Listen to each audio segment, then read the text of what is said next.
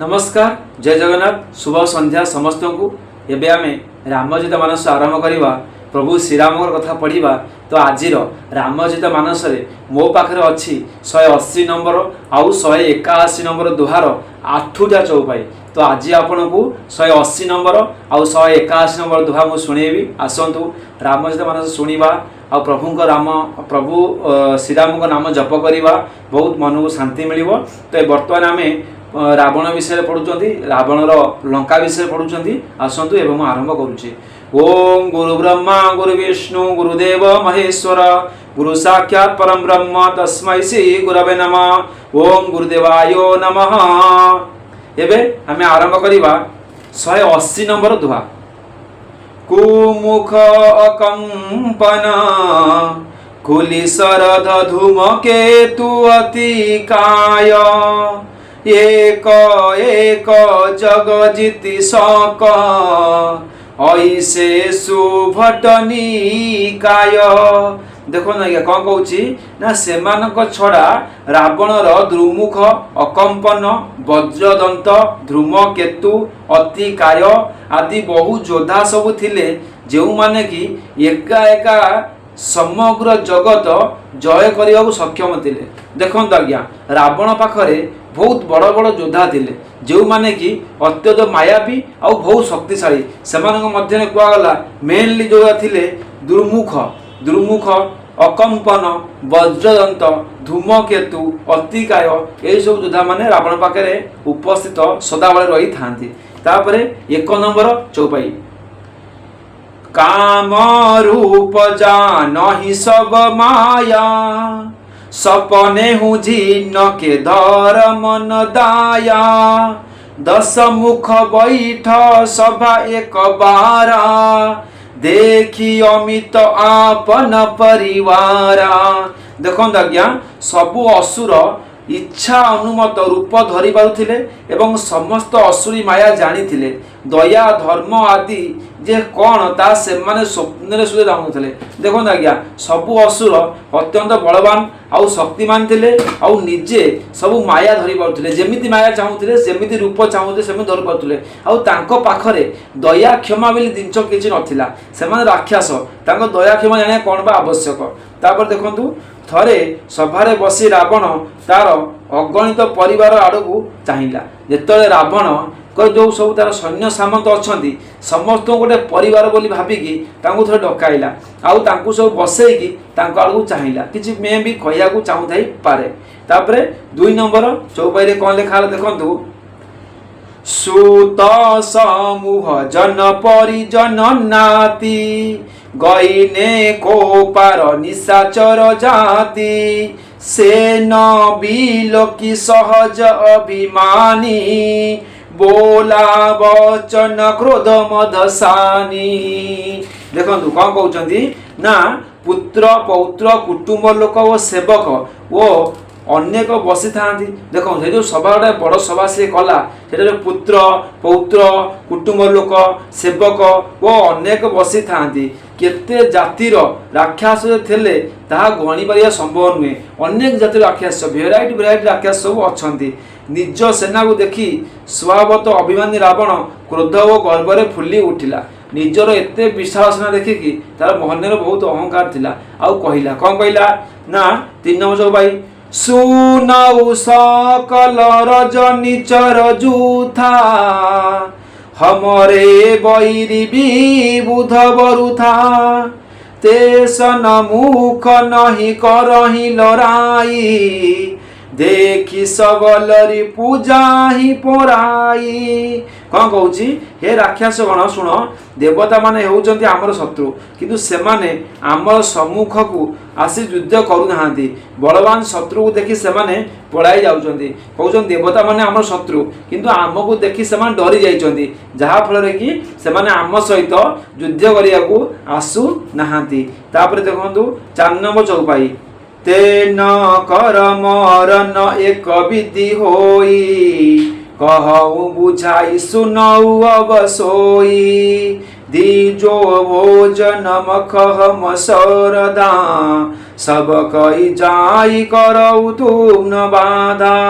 कौन कहते ना गोटे उपाय कले ही से मारी हेब मुझा बुझाई देउछि शुण से बल बढ़ाई देउथिबा ब्राह्मण भोजन यज्ञ हवन श्राद्ध आदि कर्म तुम मैंने जा बाधा सृष्टि कर कहते आम गोटे उपाय कले आमको आसिकी देवता माने आम सहित युद्ध करेंगे ना कौन से उपाय कौन करा पड़े ना तुम्हें जाइकी यज्ञ हवन जो सब ब्राह्मण माने करुछंती सेमान द्वारा देवता शक्ति मिलूँ तुम्हें जाइकी ब्राह्मण मानकर यज्ञ हवन को बंद कर आउ सेमान को मना कर से जो मैंने करुछंती सेमान को हत्या कर रावण तांका सैन्य मानू यहीपरि सब कहला कि यज्ञ तप दान जे सब करुछंती तो बंद कर तापर देखंतु 181 नंबर दोहा क्षुदासीन बलहीन सूर सहजे मिली हई आई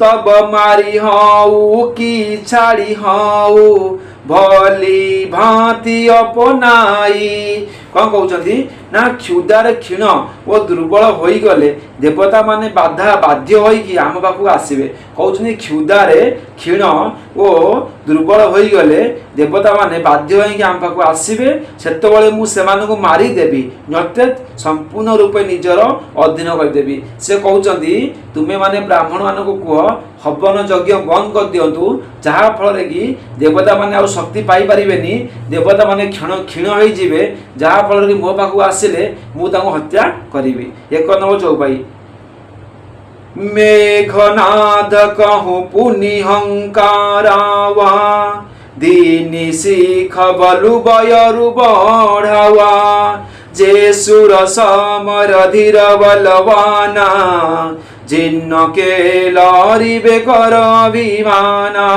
तापर से मेघनाथ को डकाइला ताकू शिखाई बुझाई तार बल और देवता मान प्रति थिबा बहिर भाव को से उत्तेजित करदेला एवं कहला जो सब देवता युद्ध में धैर्यवान और बलवान एवं जो मान युद्ध कर अभिमान रही से मार कहते से कौन कला तार पुओ मेघनाथ को डकाई देला आ मेघनाथ को डकाई सब कथा जनाईदेला आउ ताकू देवता मान विरुद्ध में युद्ध करने उस्कई देला तापर देखंतु मेघनाथ कौन कले ना 2 नंबर चौपाई तीन ही जीतिर न आने सुबांधी उठी सुत पितु अनुशासन कांधी यही विधि सब ही आज्ञा दीनी आपुनु चले गदा कर लेनी देखो आज्ञा से युद्ध में बांधी आण देवता मानक युद्ध में बांधी आण बोली रावण जो मेघनाथ को कही तार पुओ बापार कथा उठिकी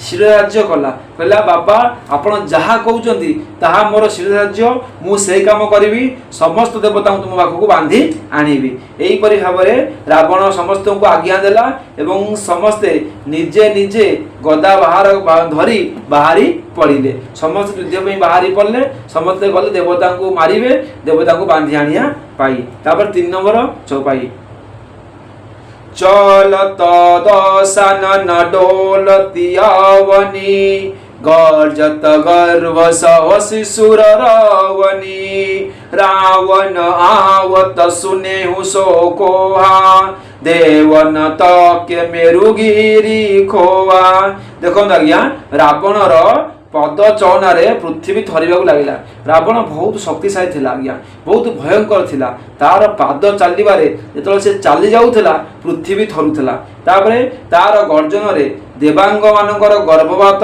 होई गला देखो आज्ञा जेतले तार गर्जन रे देवांग मानकर गर्भपात होई गला रावण क्रोधवर होई आसुतिबार सुनी देवता माने पलाई जाई सुमेरु पर्वत रे नुचिले देखंतु आज्ञा जेतले रावण आसुची जानले से माने जाई कि डर रे जाई कि सुमेरु पर्वत रे नुचिले निज जीवन कार भय नाही तापरे 4 नंबर चौपाई दिग पालन के लोक सुहाए सुने सकल दशानन पाए पुनी पुनी सिंहनाद करी भारी देई देवतन गारी पचारी देखो ना आज्ञा रावण जाई देखे तो दिगपाल मान सौंदर्य भुवन शून्य हो पड़ी। तेणु से बारंबार सिंह परी भीषण गर्जन कला और देवता मान गाड़ी गुलज कर आह्वान देला। देखो जाई देखी तो जिते जाई स्वर्ग में पहुँची देवता सब शून्य, देवता आउ कई ना सब जाई नुचिंट। सी कौन कर देवता को चिल्ले चिल्ले डाकुचे बाहरी आस मो सहित युद्ध कर। तापर 5 नंबर चौपाई रनमदमत फिरई जगधावा प्रतिभट खोजत कतहु न पावा रवि शशि पवन वरुण धनधारी अग्निकाल जम सब अधिकारी। तापरे रण मध्य उन्नत होई रावण सारा जगत रे बुली निजर समस्कंद योद्धा खोजिला। रावण तो अति गर्वी थिला ना, से बुली बुली खोजिला किए मो सहित युद्ध करिवो, किंतु ताकू कौनसी ठारे सेपर योद्धा मिलिले नाही। ताकू कौनसी ठारे सेही पर योद्धा मिलिले नाही कि जहा सहित से युद्ध करिवो। तापरे से हट्ट करी सूर्य चंद्र वायु वरुण कुबेर अग्नि काल जम आदि सकल अधिकारी तथा किन्नर सिद्ध मनुष्य देवता नाग आदि समस्त पछरे लागिला। जबरदस्ती समस्त पछे लागिला, खेचीला माने दुगुणी है कहते कंटा बाड़े लुगा पकई झगड़ा करिया कथा से भाया कला। कई एत सामना को आसिले युद्ध करने समस्त पछे लागिला। चंद्र सूर्य इंद्र समस्त पछरे लागिला कि मो युद्ध कर आ मु तुम युद्ध हरइबी। तापर 5-6 नंबर आउ 7 नंबर चौपाई ब्रह्म सृष्टि जहि लकी तनुधारी 10 मुख वशवर्ती नर नारी आय सुख रही सकल भय भीता न वही आई नित चरण विनीता। तापर देखो से कहा भी शांति रे रखे देला नहीं। ब्राह्मण को सृष्टि रे जेते सब ब्रह्मा को सृष्टि रे जेते सबु शरीरधारी प्राणी बा नर नारी थिले समस्त रावण अधीन हो गले। रावण को किए बा विरोध करिवो, जेते सबु मनुष्य थिले समस्त रावणर अधीन रे आसी गले। भयभीत हो समस्त आज्ञा पालन कले एवं प्रतिदिन आसी विनय सहकारे ता पादरे प्रणाम कले। देखो आज्ञा सबु लोक से भयभीत करके रखिला आउ सबु लोक अत्याचार कर लगिला। रावणर अत्याचार जो बढ़ी जाइए प्रभु श्रीराम जन्म होइछि धरा पृष्ठ रे। आज आम पढ़िले 2टा दोहा सहित 8टा चौपाई। तो आज तो समय आमको इशारा कलानी आम ये विदाय ना पुणी देखा काली की रही आज्ञा। श्रीराम जय राम जय जय।